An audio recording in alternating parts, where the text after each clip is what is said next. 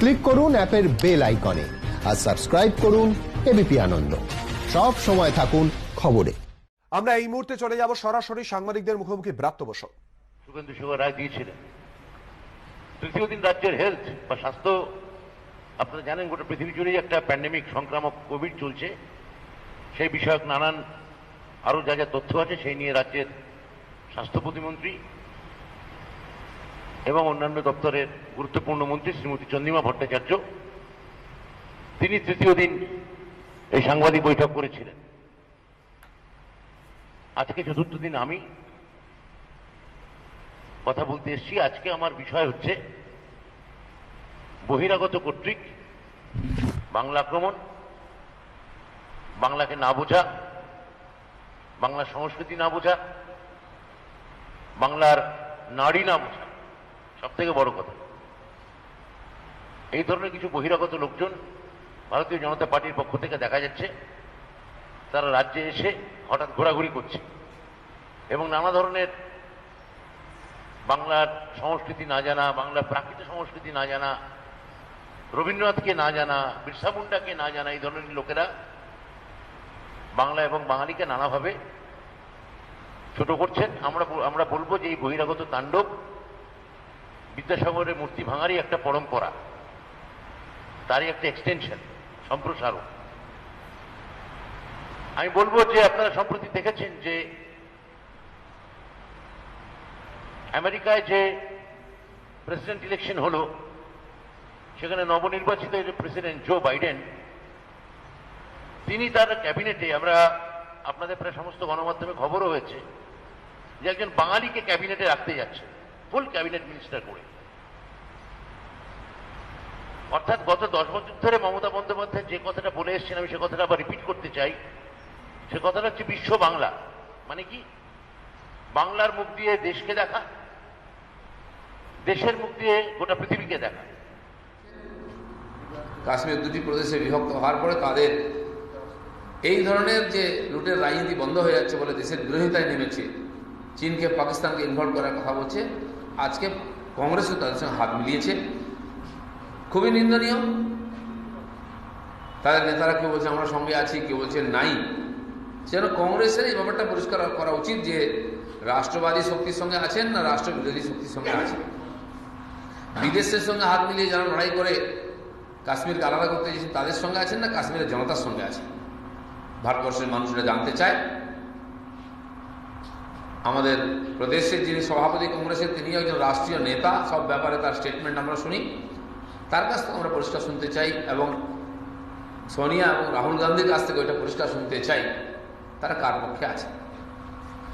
আরেকটি বিষয়, গতকাল সুজাপুর মালদাতে যে বোমা বিস্ফোরণ বা একটা বিস্ফোরণ হয়েছে, সে যে বিস্ফোরণ, ভয়ঙ্কর বিস্ফোরণ হয়েছে, তাতে এখনো পর্যন্ত খবর পাওয়া গেছে 6 জন মারা গেছেন, বেশ কয়েকজন আহত হয়ে হসপিটালে আছেন সংকটপূর্ণ অবস্থায়। আর এই যে বিস্ফোরণ, এটা কোনো আলাদা বিচ্ছিন্ন ঘটনা নয়। এই সরকার ক্ষমতায় আসার পর থেকেই সেই খাগড়াগড় থেকে শুরু হয়ে ধুলাগড়, আর তারপরে মালদায় আগের বারও টোটো বিস্ফোরণ হয়েছে ভয়ঙ্কর, এখানে পিংলার মেদিনীপুরের, ওদিকে বীরভূমের এবং সমস্ত জেলাতে, বারুইপুরের সুভাষ গ্রাম সেখানেও বোমা বিস্ফোরণ হয়েছে। এ ধরনের ভয়ঙ্কর বিস্ফোরণ 6-7 মাস আগে নৈহাটিতে যে বিস্ফোরণ হয়েছে, নদীর গঙ্গার ওপাশের হুগলিতে তার প্রভাব দেখা যায়, সেখানে গাড়ির কাঁচ ভেঙে যাচ্ছে, বাড়ির কাঁচ ভেঙে যাচ্ছে। তো এটাও 2-3 কিলোমিটার দূর অব্দি সুজাপুরের বিস্ফোরণের প্রভাব দেখা গেছে। আমি একটা উদাহরণ দিলে বুঝতে পারবেন। রাম মন্দিরে 17টা মন্দির আছে ভেতরে, শুধু রামের মন্দির নেই, আপনারাও জানেন। একটিও হরিচাঁদ গুরুচাঁদের মন্দির নেই, একটিও হরিচাঁদ গুরুচাঁদের মন্দির নেই রাম মন্দিরের ভেতরে। আমাদের এখানে মতুয়া ধর্মের প্রতি আমরা শ্রদ্ধাশীল বলে বিআর ঠাকুরের নামে মুখ্যমন্ত্রী কলেজ করেন, শ্রী হরিচাঁদ গুরুচাঁদের নামে বিশ্ববিদ্যালয় করেন, আর এখানে এসে ওরা বলছেন যে এখানে মন্দির করবো। এখানে কেন? এখানে কি মতুয়াদের মন্দির কিছু কম আছে? মতুয়া যারা ধর্মাবলম্বী প্রচুর মন্দির আছেন। আমার যে বিধানসভা এলাকা সেখানে দিয়ে ওনাদের 3টে মন্দির আছে অন্তত। যেখানে করা দরকার সেখানে করছেন না। অর্থাৎ মনুবাদী রাম মন্দিরের ভেতরে হরিচাঁদ গুরুচাঁদের মূর্তি থাকতে পারে না, বাঙালি দেবতার কোনো মূর্তি থাকতে পারে না। আমি যারা বহিরাগত হিসেবে এখানে তাণ্ডব করছেন, আমি এটা তাদের থেকে জানতে চাই, তারা বাংলার কি বোঝে? ওই 2011 সালে আমাদের এখানে মন্ত্রিসভা শপথ নেন, এবং খুব ইন্টারেস্টিং, আমি যেটা কথা বলছিলাম যে 2019 সালে ওই ঠাকুরবাড়ি থেকেই, ওই মতুয়া ঠাকুরবাড়ি থেকেই মানুষ আছেন জনপ্রতিনিধি, তাকে পূর্ণমন্ত্রিত্ব দূরস্থান, কোন মন্ত্রিত্বই দেওয়া হয় না। এতটা অবহেলা, এতটা তাচ্ছিল্য কি মতুয়া ধর্মের বা ঠাকুরবাড়ি প্রাপ্য ছিল? এতটা অপমান কি তাদের প্রাপ্য ছিল? যা উচিত, বিশেষ করে সামনে ইলেকশন, আর মালদার মতো সীমান্তবর্তী স্পর্শকাতর জেলাতে এই ধরনের ঘটনা হওয়াটা বাংলা তথা ভারতবর্ষের সুরক্ষার ক্ষেত্রে একটা বড় চ্যালেঞ্জ। এই ঘটনা মানুষকে খুব দুশ্চিন্তাগ্রস্ত করেছে, ভীত করেছে। রাজ্য সরকার খুব তাড়াতাড়ি এর সত্য উদ্ঘাটন করুক এবং কেন্দ্র এতে হস্তক্ষেপ করুক, এটা আমরা দাবি করছি। এই কয়েকটি কথা বলার ছিল, যদি কিছু জিজ্ঞেস করার থেকে করতে পারি। বা রটপাল রায় বা আদিত্যনাথ সেন বা সুন্দরলাল গাঙ্গুলি, তার মানে আমরা এই উদারতায় বিশ্বাস করি। আমরা রাজপাল সিংকে গভীরভাবে মনে করি তিনি আমাদের বাংলার লোক, কিন্তু অনুরূপভাবে যে বাঙালি গুজরাটে বা উত্তরপ্রদেশে থাকছেন, তাকে ওনারা কেন নিজেদের লোক বলে মানতে পারছেন না? তাকে ওনারা কেন মনে করছেন যে দূরাগত লোক, বাইরে থেকে আসা লোক? আমাদের এখান থেকে এমপি হয়ে যাচ্ছেন মমতা ব্যানার্জির দয়ায় দাক্ষিণ্যে। অর্জুন সিং প্রথম এমপি এখান থেকে বিধায়ক হন, চেয়ারম্যান হন, এখন এমপি হচ্ছে। তাহলে উত্তরপ্রদেশ থেকে কেন একটা অর্জুন রায় হবে না? গুজরাট থেকে কেন একটা অর্জুন বন্দ্যোপাধ্যায় হবে না? আমরা তো ছড়িয়ে দিতে চাইছি। আমরা তো মনে করছি যে আপনি বাইরে আছেন, আপনি আসুন, আপনি এখানে থাকুন, কিন্তু আপনারা বহিরাগত দিয়ে আমাদের নিয়ন্ত্রণ করবেন, সেসব দিয়ে আমাদের এই দশা হবে।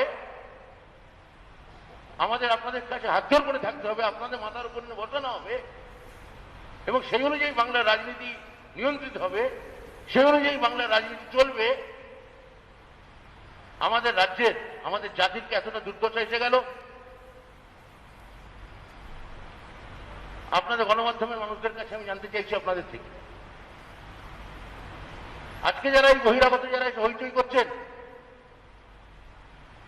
আর তাদের ঠাকুরদারা যখন জোয়ার বা বাজরা জমিতে হিসেব করছেন, 112 বছর আগে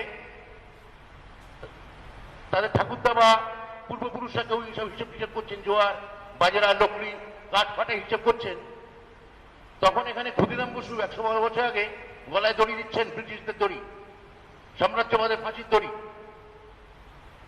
100 বছর হয়নি।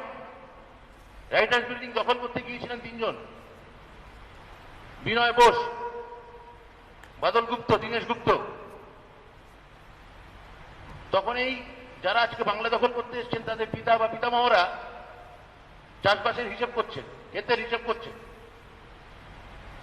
বালেশ্বরে যখন বাবা যতীন্দ্রনাথ মুখোপাধ্যায় গিয়ে মাভেরিক জাহাজের জন্য অপেক্ষা করছেন উড়িষ্যার বালাতরে, তখন আজকে যারা এখানে পরমবীর প্রচারক বা পরম মহামণ্ডলম ইত্যাদি উপাধি নিয়ে এখানে যারা আসছেন, তাদের বাপ ঠাকুরদারা ওখানে ব্রিটিশদের জোয়াল কাঁধে নিয়ে ঘুরে বেড়াচ্ছে।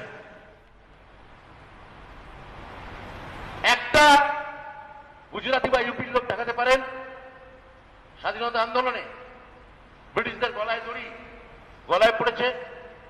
একজন জানতে চাইছে। সূর্য সেনের বডি ছুঁড়ে ফেলে দেওয়া হয়েছে, সূর্য সেনের বডি সাহেবরা আপনারা জানেন বঙ্গোপসাগরে না, আত্মীয়দের হাতে তুলে দেয়নি বডিটা ফাঁসি দেওয়ার পর, ছুঁড়ে ফেলে দিয়েছিল বঙ্গোপসাগরের ভেতরে। দিনের পর দিন ওই 12 সাল থেকে 20 সাল অব্দি ওই আন্দামানের জেলে, যেটা 5 বার মুচলেখা দেওয়া দামোদর বিনায়ক সাভারকারের নামে রাখা হয়েছে ব্রিটিশদের কাছে, যে সাভারকার, সেখানে হেমচন্দ্র কানুনগো, বারিন ঘোষ, উল্লাসকর দত্ত, এরা বছরের পর বছর পৌঁছেছেন। উল্লাসকর পাগল হয়ে গেছিলেন, ইন্দুভূষণ রায় গলায় দড়ি দিয়েছিলেন, গলায় দড়ি, অত্যাচার সহ্য করতে না পেরে। তাদের কারুর নামে আন্দামানের সেল হয় না, তাদের কারুর নামে আন্দামান সেলুলার জেলের নামকরণ হয় না, নামকরণ হয় 5 বার মুচলেখা দেওয়া বিনায়ক দামোদর সাভারকারের। আর তারা আজকে এসে বলছেন যে আমরা বাংলা চালাবো, বাঙালিকে চালাবো। আমরা যে বিশ্ব বাংলার তত্ত্ব প্রতিষ্ঠা করতে চাইছি তা কিন্তু সবাই স্বাগত। আমরা কোনো বাঙালি অবাঙালি, কোনো হিন্দু মুসলমান খ্রিস্টান শিখ আমাদের রাজ্যে ভাগ করা হয় না। আমরা মনে করি সে মানুষ এখানকার নাগরিক, তার ন্যূনতম সুখ সুবিধা, স্বাচ্ছন্দ্য, নিরাপত্তা সেটা দেখা আমাদের সরকারের কর্তব্য। কিন্তু আমি মনে করি যে 39 সালে সেই যে সুভাষ বোস ত্রিপুরী কংগ্রেসে হেরে গেলেন, এবং সেই থেকে যে উত্তর ভারতীয় এবং পশ্চিম ভারতীয়রা বাঙালিদের উপর চটে বসে রইল। আপনারা ভেবে দেখুন, গান্ধী 15 সালে ভারতবর্ষে ঢুকছেন, তার আগে পুরো স্বাধীনতা আন্দোলন বাঙালিরা চালাচ্ছে। তারপর আবার ভারতবর্ষের ভাগ্যাকাশে সুভাষ বসে ওঠার কথা ছিল। 39 সালে হারলেন, নতুন দল করলেন, ফরওয়ার্ড ব্লক, নানাভাবে কণ্ঠাসা করা হলো, উনি অন্তরীণ হলেন। 44-এ তাই হোক ঘটলো। निर्णायक उन्होंने रोल प्ले किया, हमारे वहां के उम्मीदवार जीते हैं, इसमें कोई शंका नहीं है। आपको जिस पार्टी का आप मेंबर बने हैं उस पार्टी के एमएलए एमपी प्रशांत किशोर जी को स्वीकार करने के तैयार नहीं है। जितने नेता का स्टेटमेंट आ रहा है एमएलए का, सबका टारगेट प्रशांत किशोर है। आप अपना संभालो, आप अपने पार्टी, अपने लीडर, अपने और मुख्यमंत्री को संभालिए। हम अपना संभालने के तैयार हैं। बंगाल तथा बिहार, देश के सब जगह के लोग भाजपा के साथ हैं।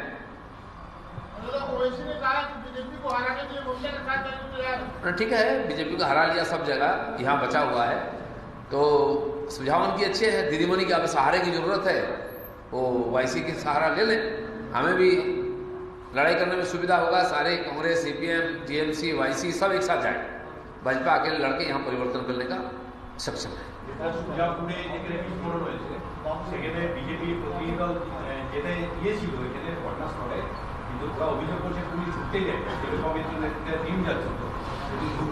একাধিক বার এই ধরনের ঘটনা ঘটছে। সেদিন নদিয়াতে যে সেনা আমাদের শহীদ হয়েছেন তার ডেড বডি এসেছিল, সেখানে আমাদের আর রানাঘাটের এমপি মাননীয় জগন্নাথ সরকার গেছিলেন, তাকেও পুলিশ ঢুকতে দেয়নি, মিসবিহেভ করেছে।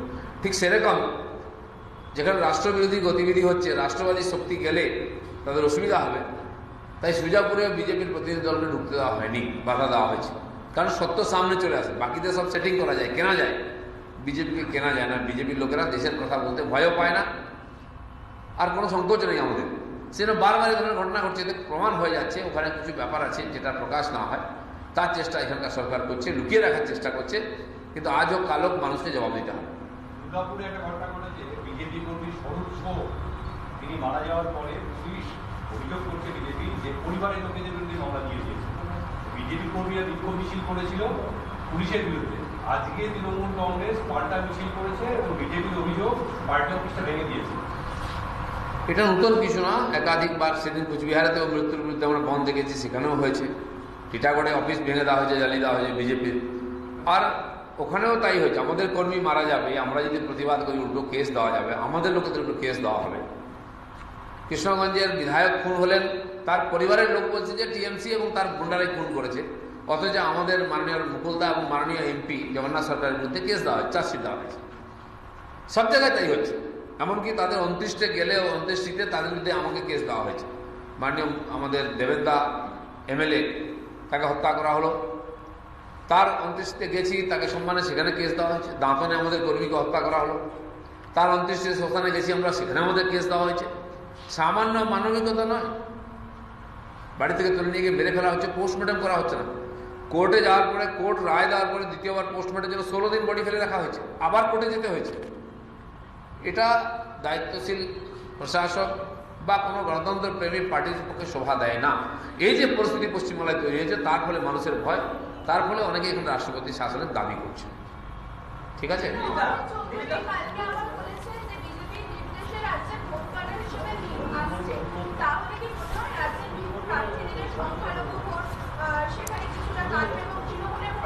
যারা ভয় খাচ্ছে তাদেরকে জিজ্ঞেস করুন। আমরা ভরসাও করি না, মিমের উপরে ভয়ও করি না। ভারতীয় জনতা পার্টির কর্মীদের সে সাহস, শৌর্য, বীর্য আছে, তারা লড়াই করে বলিদান দিয়ে বাংলার পরিবর্তন করবেন না। এই জন্য মিম আসুক, যেই আসুক, আর অনেকে আসবে, সে নিয়ে আমাদের কোনো চিন্তা নেই। যাদের চিন্তা তারা ঠিক করবে, কি করবেন। ছট পুজো উপলক্ষে রবীন্দ্র সরোবর কোর্টের নোটিশে পুরো ব্যারিকেড দিয়ে ঘিরে দেওয়া হচ্ছে। স্থানীয় মানুষরা বিক্ষোভ দেখিয়েছে এবং ওরা বলছেন যে আমাদের ভাবাবেগকে আঘাত করা হচ্ছে। আমরা এখানে দীর্ঘদিন পুজো করি, কিন্তু রাজ্য সরকারের তরফ থেকেও কিন্তু পর্যাপ্ত ব্যবস্থা করার কথা বললেও সেটা সেইভাবে করা হয়নি। রবীন্দ্র সরোবর হোক, সুভাষ সরোবর হোক, অনেক বড় বড় জলাশয় আছে যেখানে বহু বছর ধরে যারা ছট পুজো করেন তারা ওখানে অর্ঘ্য দিয়ে আসেন, পুজো করেন। আমরাও সেখানে ব্যবস্থা করতাম, কিন্তু আজকে গ্রিন ট্রাইব্যুনাল বলুন বা কোর্ট বলুন, সুপ্রিম কোর্ট পর্যন্ত কেস গেছে, কোর্ট অনুমতি দেননি। সেই জন্য পুজো করাটা উদ্দেশ্য, আর ভক্তরা যাতে পুজো করতে পারেন তার ব্যবস্থা করার দায়িত্ব হচ্ছে রাজ্য সরকারের। বিকল্প ব্যবস্থা করা উচিত, তা নাহলে তারা পুজো কোথায় করবেন? ভক্তদের সংখ্যা বাড়ছে দিনকে দিন, গঙ্গার ঘাট আছে, ঘাট বাড়ানো উচিত, পরিষ্কার করা উচিত, ঘিরে দেওয়া, সুরক্ষিত করা উচিত, বা অন্য জলাশয় বা টেম্পোরারি জলাশয়ের ব্যবস্থা করা উচিত। বহু পুকুর মজে গেছে বা জল নষ্ট হয়ে গেছে, সেটাকে যদি পরিষ্কার করা যায়, সেটা ব্যবহার করা যেতে পারে। খাল আছে আমাদের আশপাশে, সেগুলো ব্যবস্থা করা যেতে পারে। সেটা না করার জন্য আজকে মানুষের মধ্যে ক্ষোভ, যে তারা কোথায় যাবে, যে প্রচণ্ড ভিড় হয়, আপনারাও দেখেছেন, আমরাও প্রথম থেকে বলছি। ছট পুজো হোক, সরকার তার জন্য বিকল্প ব্যবস্থা করুক, কোর্টের আইন যে জাজমেন্ট তাকেও মান্যতা দেওয়া হোক।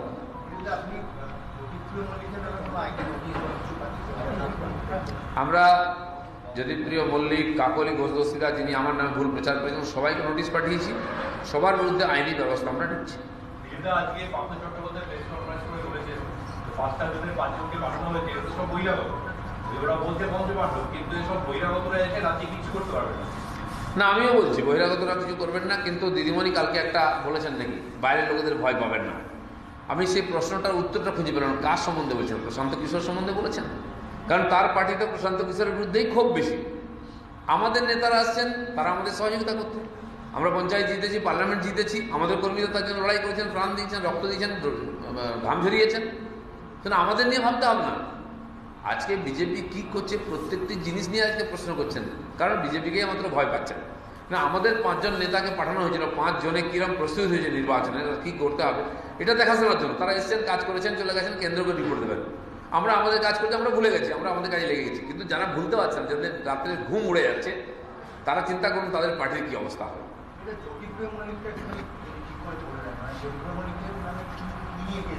জ্যোতিপ্রিয় মল্লিক ব্যক্তিগতভাবে আমাকে যেভাবে আক্রমণ করে আমার নামে মিথ্যা অভিযোগ করেছেন, সে ব্যাপারে আমরা কোর্টে যাচ্ছি। এই জন্য কারণ কি, একজন মন্ত্রীর একটা সীমা থাকা উচিত, তাকে কি বলছে। কালচার এত ভয় গিয়েছে দিলীপ ঘোষকে, যেখানে বলে যে আমার বিরুদ্ধে বলে, আমি তো তার বাড়িতে গিয়ে কাঁচা ধানে মই দিইনি। উনি কি করছে না করছে সেখানকার লোক জানেন। লোক বলে বেড়াচ্ছে রাস্তায়, কেউ চালচর বলছে, কেউ গমচোর বলছে, আমি তো বলিনি। তো আমাকে কেন টানাটানি? আর আমার সঙ্গে লড়তে হলে চোর রাস্তায় এসো।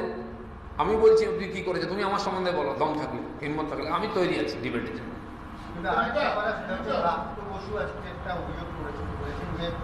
গত 7 বছর হয়ে গেল